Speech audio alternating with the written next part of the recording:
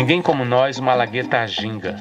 Tem um mês de folia, faz do prato do dia a prosa cozida em fogão de lenha e assa seu manuê na palha feito muqueca. Eu quero é beber cachaça, amuquecado no mato. Canto loa pra calunga, foi ele quem nos criou. Por isso tá tudo vivo, por isso tá tudo aí. Congo, Benguela, Casange, povo banto e tupi. Anda pra lá, Quituxe, chega pra cá, zumbi. Ninguém como nós tem herói, que nem morreu nem encantou-se, mas que nasce todo dia como os quilombos da serra. Eita povo renitente! Um tambor dentro do peito, luanda dentro dos olhos, e dando a lunda tranquila, destilando a tradição, e os sábios continuam chamando quilombos favelas. E Mucumbi continua tomando conta da gente. Rangoro, aguando as matas, pai velho dando muxoxo entre o cachimbo e o rosário há mais de 500 anos. E Nzambi, na paz de Nzambi, olha tudo. E nós aqui.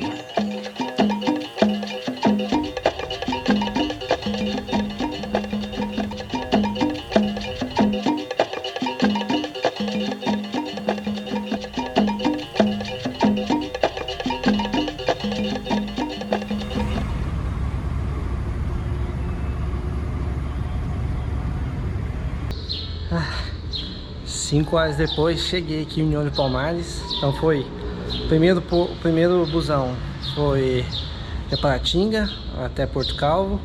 Depois de Porto Calvo peguei a vanzinha até Maceió. E Maceió, União dos Palmares aqui, que é a cidade base para conhecer o memorial aí do Quilombo dos Palmares, né? Mas cheguei aqui, então tá na hora de ver onde é que eu vou ficar ainda. Não tem tantas opções não, eu sei que algumas que tem, mas que ficam mais afastadas, então tem que tentar achar uma aqui no centro. É domingão aqui, eu sei que eu liguei para uma ou duas da outra vez e parece que não tá funcionando por conta da pandemia. Achei melhor resolver aqui no dia. Agora eu vou andar aqui na cidade e ver o que eu acho aqui no centro interessante para dormir, né?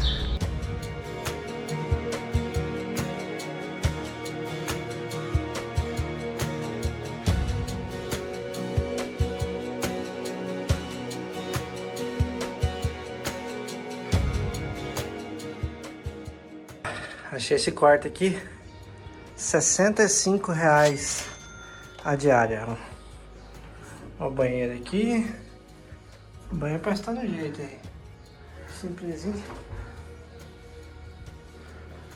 E eu perguntei pra ele, tem mesa? Ele falou, cara, tem uma mesa de granito lá. É isso que é uma mesinha pra trabalhar, que é importante. Tem uma sacada aqui também. Aí.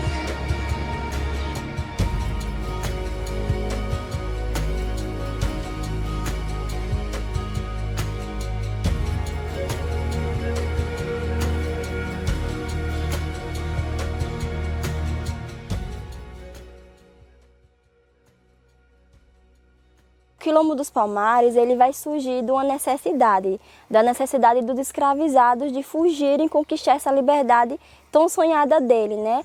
Então, o Quilombo, ele surge nesse processo de fuga dos escravizados, e quem vai dar esse pontapé inicial é uma mulher chamada Aqualtune. Ela é uma princesa africana.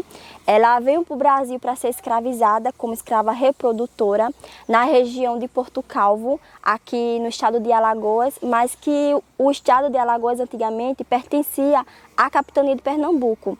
Então, ela vai ser escravizada nos engenhos banguês daquela região de Porto Calvo, e mesmo estando na condição de submissa, de escravizada, ela não perde o poder de liderança que ela tinha enquanto princesa. E daí a Aqualtune, ela vai organizar uma rebelião nesse engenho e vai fugir desse engenho e liderar um grupo de 40 pessoas.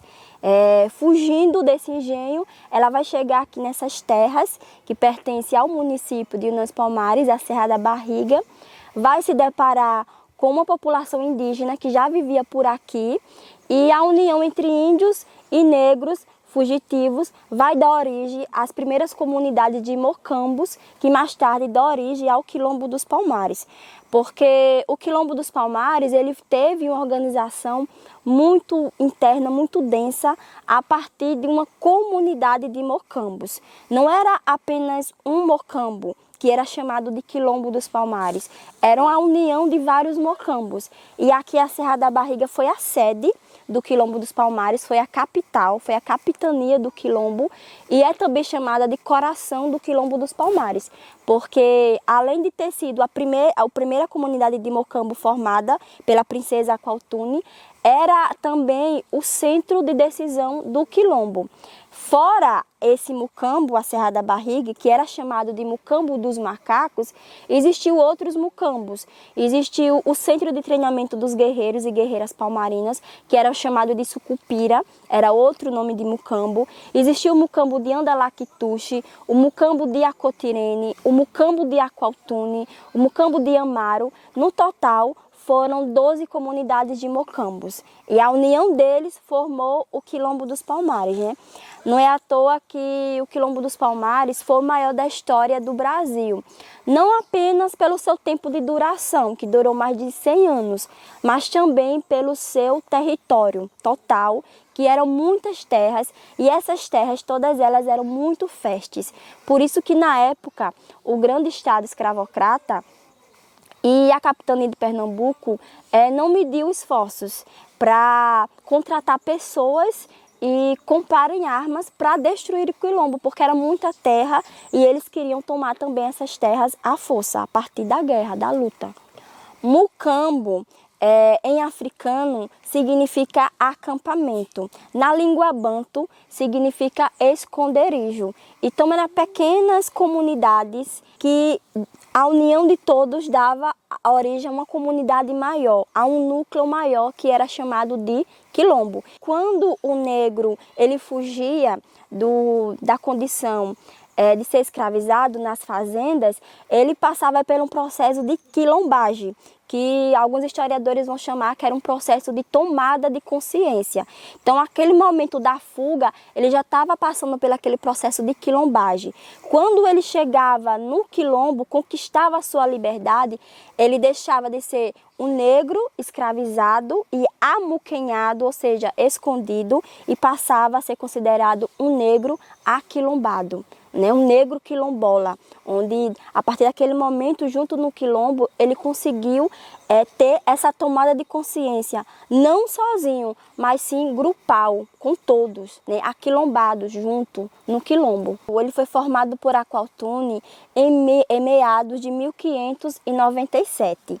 Foi o período que ela chegou aqui e constituiu essas comunidades de mocambos. Então, fora Aqualtune, teve outras lideranças. O momento que o Quilombo ele começa a enfraquecer depois da morte de Gangazumba, por volta de 1680. É quando o Gangazumba ele vai ser assassinado, vai ser morto, e Zumbi dos Palmares vai subir ao poder, vai se tornar o novo rei do Quilombo, e a partir desse momento que ele se torna o rei do Quilombo, muitas expedições financiadas pelo Estado escravocrata vai vir para cá, para essa região das comunidades mocambeiras, e o Quilombo vai ser atacado diversas vezes. E antes de Gangazumba ser assassinado, vai ser proposto um acordo de paz. Esse acordo de paz, querendo ou não, vai enfraquecer o Quilombo. Por quê? Porque vai dividir o grupo quilombola em dois, né? Em dois lados. O grupo que era a favor do acordo de paz e o grupo que era contra.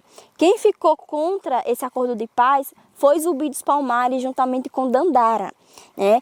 Eles leram aquele acordo e perceberam que os pontos que estavam naquele acordo, que o governo propôs para o Quilombo, na verdade não tinha nenhuma vantagem para os quilombolas. Então eles permaneceram na terra, resistindo e lutando. E Gangazumba, que estava à frente do Quilombo na época, que era o rei, ele vai assinar esse acordo de paz com o governador de Pernambuco. E esse acordo de paz tinha diversos pontos. E um dos pontos marcantes na história é que a liberdade só ia ser dada para aquelas pessoas que tivessem nascido dentro do Quilombo. Aqueles outros negros, né, quilombolas, que não tinham nascido nas terras quilombolas, teriam que ser devolvidas para os seus senhores. E também a terra. A terra conquistada por eles teriam que sair dessas terras conquistadas por eles, que era o território total do Quilombo, e ir para novas terras doadas pelo governador de Pernambuco, que foi a fazenda Cucaú. Então as pessoas ficaram divididas, né? Na verdade, esse acordo de paz serviu apenas para enfraquecer o Quilombo, enfraquecer as forças quilombolas. Zumbi permaneceu nessas terras e Gangazumba, junto com a maioria das pessoas, saíram das terras quilombolas e foram para as terras de Cucaú, que foi dada pelo governo de Pernambuco. E daí eles não conseguiram resistir por mais de 3 anos. Né? Menos de 3 anos eles vão ser atacados e Gangazumba, a história fala que ele vai ser assassinado nessas terras. E Zumbi, depois da morte do tio, ele não vai aceitar nenhum acordo de paz, nenhum outro acordo de paz dentro do Quilombo. Ele vai unificar os mucambos, fortalecer ainda mais Sucupira, que era o centro de treinamento dos guerreiros, e vai permanecer nessas terras lutando e resistindo até o final, até seu último dia de vida. Na Serra da Barriga, a gente tem diversos espaços que carregam algumas características de como era essa organização social, cultural, militar, política do Quilombo dos Palmares. São espaços recriados, né, que trazem essa representatividade da história do Quilombo. São ocas, são palácios, e cada espaço que temos aqui no parque recebe o nome de um guerreiro ou guerreira do Quilombo dos Palmares. Então, a serra em si é um território sagrado, né, que deve ser respeitada, e as pessoas costumam vir para cá, principalmente no período da consciência negra, no mês de novembro, fazer e prestar essas homenagens a Zumbis Palmares, não só a ele, mas a todos que viveram aqui nessas terras. Então, por isso que a gente considera aqui esse pequeno território um território sagrado. Não é à toa que alguns historiadores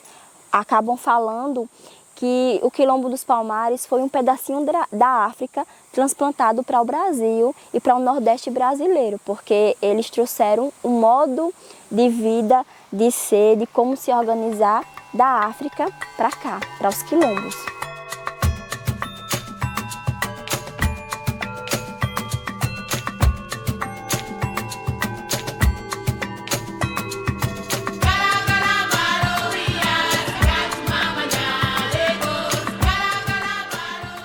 Lembra de Aqualtune, né?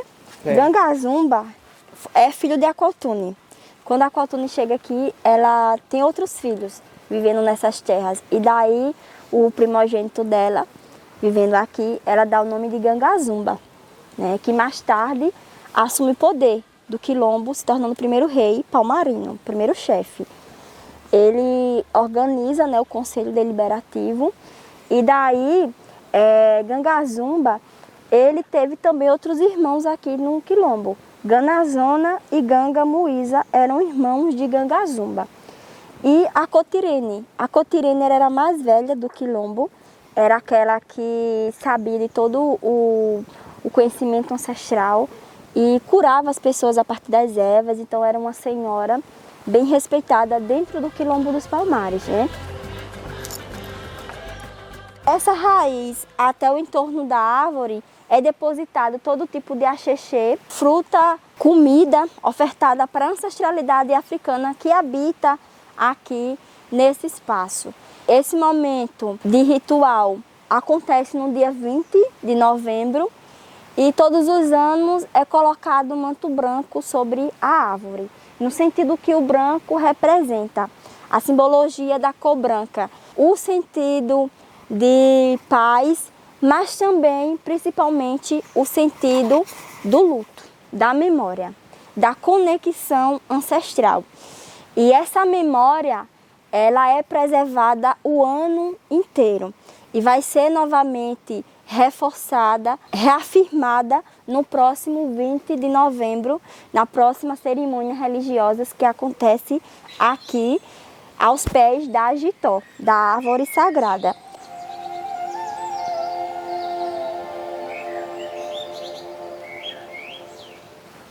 O rio que banha a nossa cidade, ele transborda e acontece a enchente de 2010. E essa enchente aconteceu em 18 de junho de 2010 e a comunidade quilombola é ribeirinha desse rio.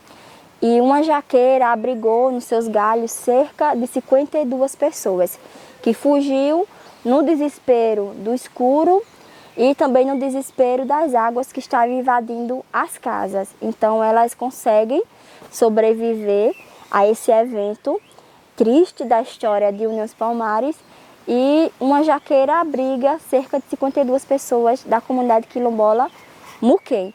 Então por isso que também ela é considerada uma árvore mais que sagrada, né? Uma árvore especial aqui para a história de União dos Palmares. Tem capoeira brilhante nos pés das estrelas. Estrelas que dançam jongo, sambantes na roda de inquice, voodoo, orixás. Já que o burububá tocava nas mãos de Benguela e aqui virou birimbau. A última batalha, o 6 de fevereiro, que ficou marcado na história do quilombo, foi de fato a última batalha enfrentada pelos quilombolas. Dessa vez, essa batalha ela foi mais forte, porque o grande Estado escravocrata escolheu a dedo as pessoas para vir para cá e investiram pesadamente nesses homens e em armas para vir destruir o quilombo.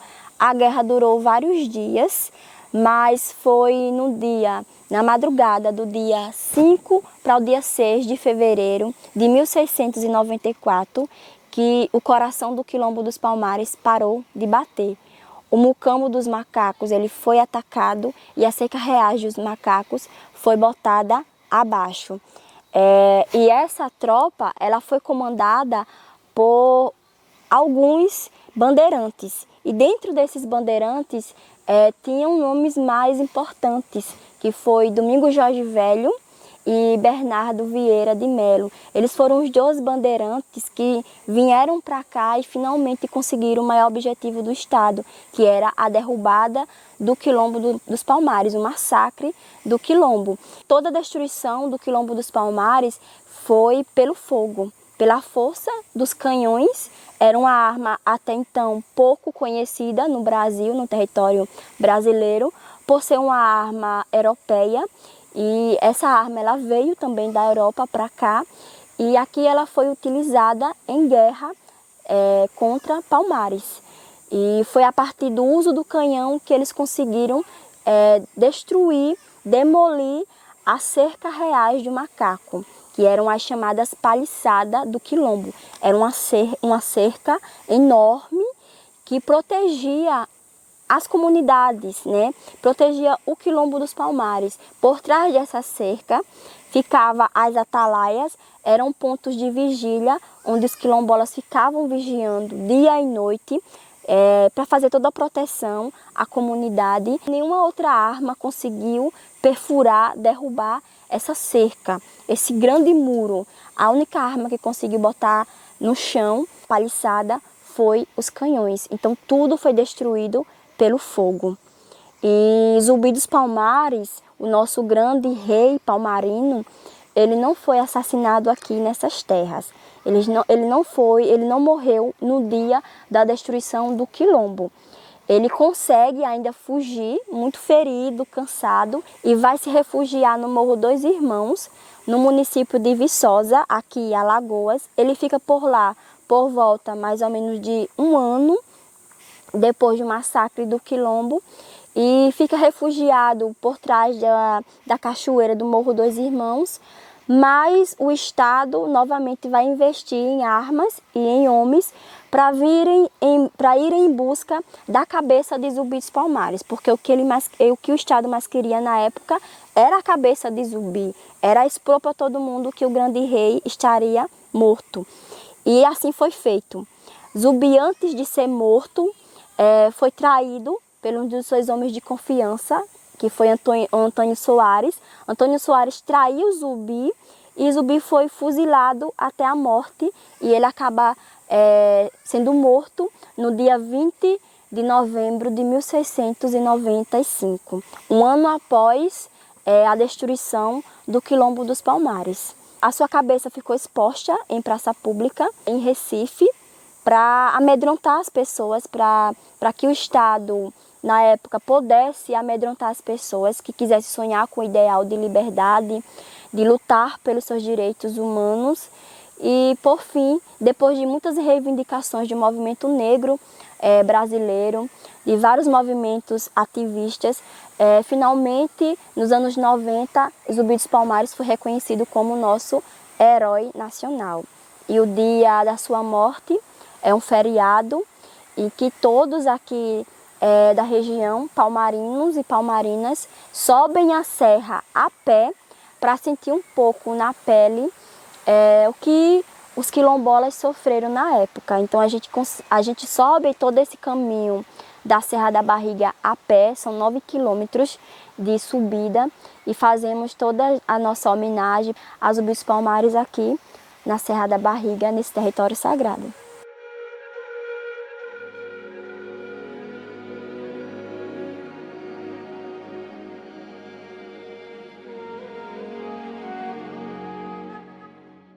E esse local era chamado no quilombo de Palácio Muxima.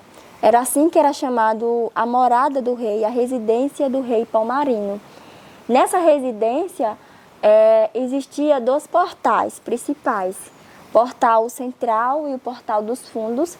E esses portais ficavam à guarda, vigiando a entrada das pessoas, a saída das pessoas. E dentro dessa estrutura de palácio quilombola, existia também uma grande sala, uma sala de reunião do Conselho dos Maiorais. Então era nessa sala que era decidido praticamente tudo da história do quilombo, seja questões de negociações, seja questões de guerras, seja questões econômicas, tudo isso eram decidido dentro do Palácio Muxima. Era uma decisão que não cabia apenas ao rei, era uma decisão democrática, onde o povo participava e o Conselho Palmarino tinha voz. Nesse conselho participavam tanto homens como mulheres. E no meio dessa sala de reunião existia uma grande torre, uma torre de observação, de vigília. Ficava a guarda sentinela no topo, vigiando tudo o que acontecia em torno do Palácio Muxima, para dar toda uma proteção, uma segurança ao rei e à sua família. Hoje, essa estrutura de Palácio Muxima tem algumas fotografias de pessoas que são importantes para a história do povo brasileiro e principalmente para a história do povo negro. Pessoas que deixaram seu legado, né, sua contribuição, e pessoas que até hoje contribuem para essa história. Essas pessoas em marrons são todas alagoanas e todas vivas, e as em preto e branco as pessoas que já passaram por aqui e já deixaram seu legado.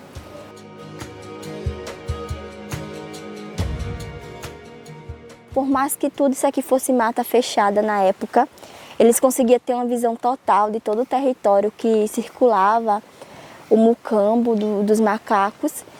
E muitas expedições holandesas, portuguesas, que tentaram destruir o quilombo, muitas vezes esses ataques eram previstos porque eles estavam aqui também nesse processo de vigília. Então daí eles ficavam aqui dia e noite nas atalaias vigiando os inimigos. O ponto mais alto da serra é o Morro da Graça. Ali tem uma visão 360 de todos os locais possíveis onde poderia vir esses ataques dos inimigos. E tudo isso aqui na época era mata muito densa, mas eles conseguiam ter essa visão privilegiada de toda essa paisagem. Na destruição do quilombo, toda essa mata aqui que circulava a Serra da Barriga foi incendiada pelos canhões. Essas pessoas que estavam no processo da luta, que viram que não tinha saída a não ser fugir ou enfrentar esse inimigo, muitas enfrentaram até a morte. E outras pessoas tentaram a tentativa de fuga. E nessa tentativa de fugir, muitas não conseguiram e acabaram pulando do Morro da Graça, do Despinhadeiro, preferindo a morte do que ser capturados, do que ser escravizados. Então é uma narrativa triste que essa atalaia carrega. Essa atalaia carrega o nome de um dos filhos de Gangazumba e é uma das visões mais belas da Serra da Barriga e também um dos pôr do sol mais bonitos da região.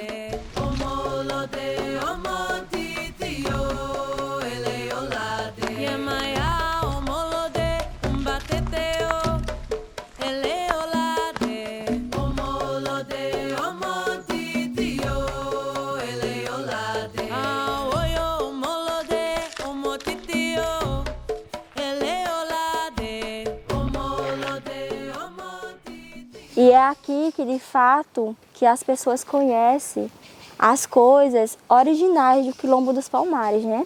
O solo que a gente pisa é o chão verdadeiro, é o solo verdadeiro onde toda essa história aconteceu.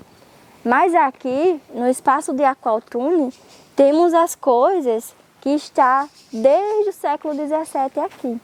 Então, a árvore sagrada, a Lagoa Encantada dos Negros e o conjunto de rocha que está em torno da lagoa. Por ser o espaço de Aqualtune, por ser o espaço mais sagrado, é o espaço que recebe um dos primeiros rituais aqui do dia 20 de novembro pelos religiosos de matriz africana.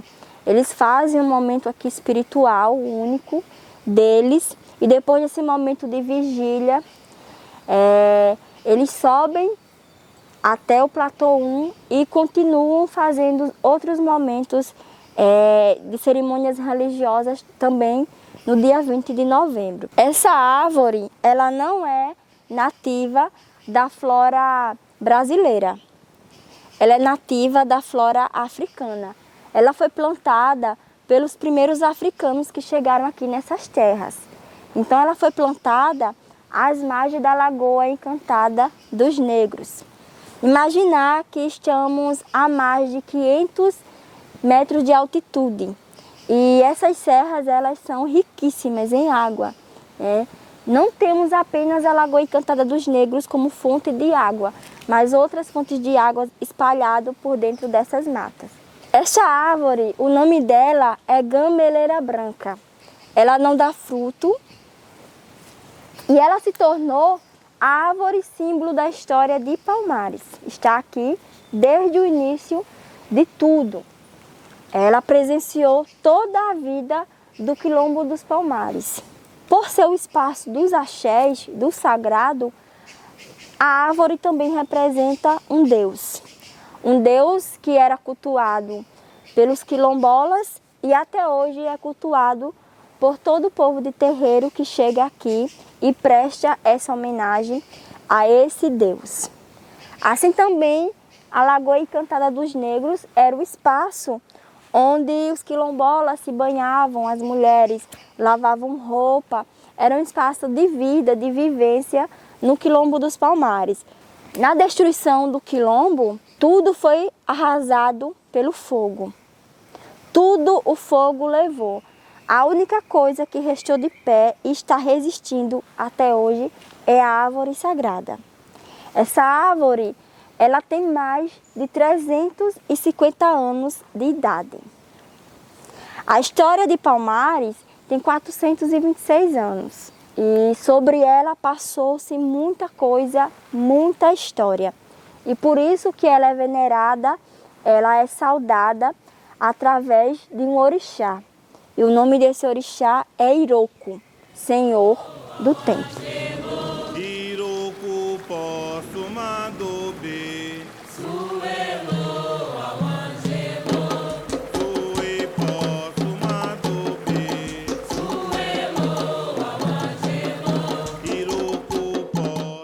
Desde as folhas que estão suspensas nas árvores até as folhas que estão fertilizando o solo, é dedicado para outro Deus, o Deus das folhas e da cura, que é Ossan.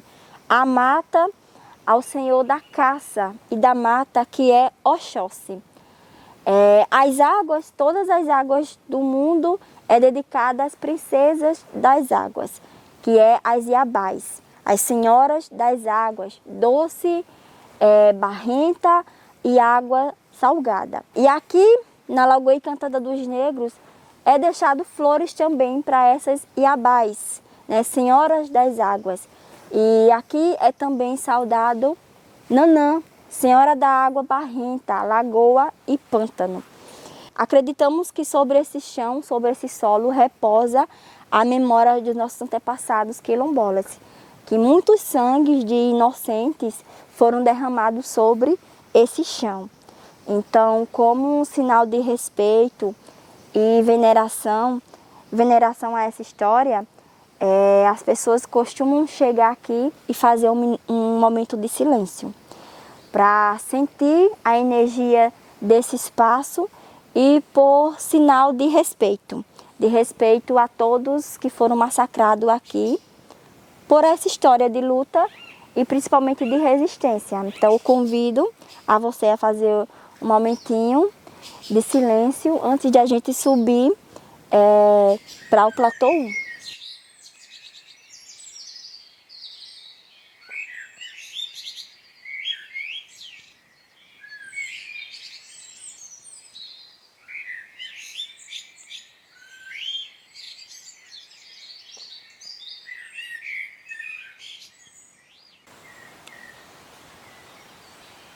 Foi a primeira escultura de Zumbi dos Palmares da cidade. Gangazumba é representado pela figura do adulto e Zumbi é representado pela figura da criança. Ela se tornou um cartão postal da Serra da Barriga e as pessoas costumavam e até hoje costumam subir a serra no dia 20 de novembro e prestar essas homenagens a ele, a Zumbi dos Palmares. E sobre essa escultura, algumas flores deixadas aqui em memória a Zumbi dos Palmares, né? E essas flores geralmente deixada pelos religiosos de matriz africana, que sobe cedinho na madrugada do dia 19 e o 20 de novembro eles fazem também esses festejos, essas prestações de homenagem a Zumbi dos Palmares.